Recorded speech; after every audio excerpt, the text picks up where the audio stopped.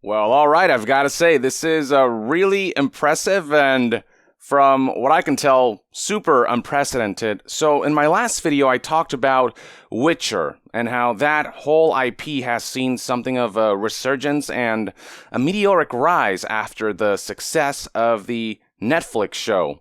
While critics have given it mixed reviews, a lot of fans really dig it.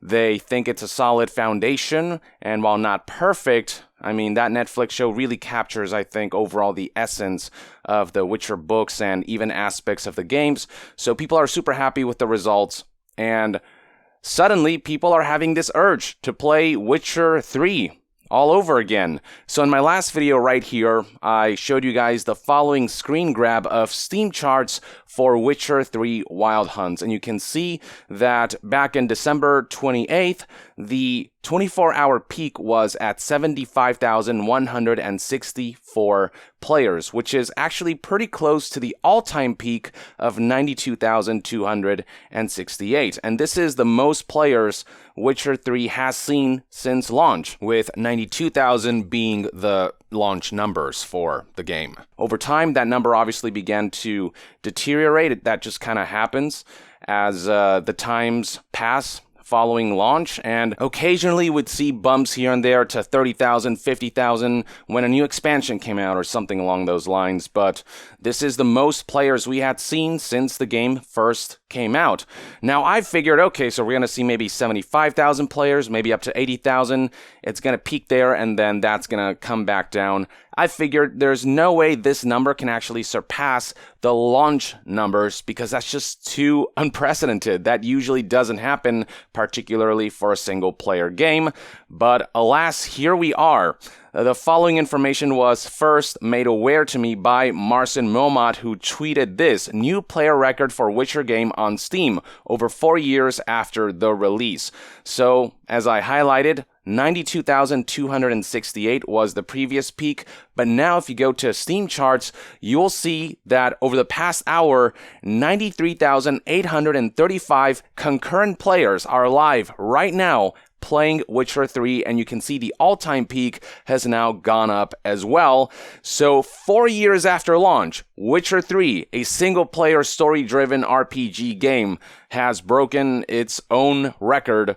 And while a multiplayer game can do that, especially if it's a multiplayer game that sees a lot of success over time, so like, Fortnite or PUBG, games like that, obviously they have more players now than they did at launch, but for single-player games, usually launch is when they see the most players. It caps out then, and then slowly but surely that number dwindles, and you never see that rise back up to that level again. Or, you might see like an indie game that isn't recognized at first, but then sees a big surge after it gains a lot of recognition. But after that initial period, that number will dwindle, and it'll usually level out and never rise back up again unless there's like a major expansion or something. And even then, it's very rare for that to peak past the initial surge of players, of concurrent players, that is. So this is insane that this is even happening.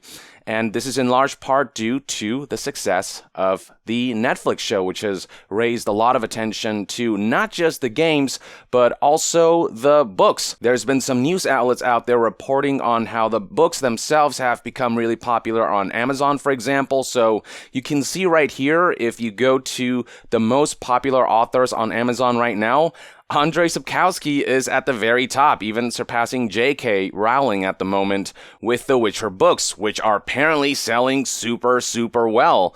So the whole Witcher IP is just on the rise right now, and the Netflix show is also experiencing great success. So this was reported by WCCF Tech, and it reads right here in this excerpt: Business Insider reports data from Parrot Analytics suggesting The Witcher was the third most in-demand original streaming series in the US for the week of December 18th to December 24th, only following Stranger Things, also on Netflix, and The Mandalorian on Disney+. So sure, Witcher wasn't number one most demanded, but I mean, the fact that it was close behind big shows like Stranger Things and Mandalorian, I mean, that says a lot. That goes to show that there was a demand for a good live-action adaptation of the Witcher books. Word has been spreading that fans love this show, And word of mouth is one of the strongest marketing tools. And so a lot of people have tuned in and have expressed just overall positive sentiments. And season 2 is already confirmed, and that's going to come out. And, you know, if this show continues to grow, the whole of the Witcher IP will also grow with that. And it's just crazy. Witcher 3 has already had really long legs. It's been selling consistently well year after year, even after launch. But this is a whole new level of resurgence to see more players now playing Witcher 3 concurrently than at launch. And do keep in mind that right here we are only looking at Steam charts. We don't know what numbers look like for players who bought this on GOG. We don't know what stats look like on PlayStation 4 and Xbox One, where many other people also play Witcher 3. The game also came out on Switch more recently, and I myself have actually been playing the Switch port because I'm on holidays and, I had to take a plane. I had to fly here and I don't have my usual setup here. So I brought my Switcher in this little package on my Switch Lite, and it's been great. Despite some graphical and frame rate sacrifices here, it works. It is the full Witcher experience in a portable package, and I'm kind of blown away by that, and I've been entranced by Witcher and watching the Netflix show alongside it. And so I guess I'm not the only one judging by these stats. And also Witcher 3 came out on Xbox Game Pass, so that's going to draw a lot of players to that game as well. And just all around, I mean, this is an incredible scenario here. I have never seen a game, a single-player game, that actually manages to experience such a major resurgence like this, such a meteoric rise, that it ends up beating its launch records. Maybe I just haven't looked at the full spectrum of games where something like this might have happened, but from what I understand, this is definitely very rare for something like this to happen to a single-player game that's not meant to be this long-term live service. And this is just so cool to see CD Projekt Red's endeavors gain all this recognition. I imagine that a lot of these people might be new players, not just old players revisiting the game. I'm assuming Witcher 3 sales are going to be kind of through the roof throughout this time period when the Netflix show is still kind of the highlight of Netflix.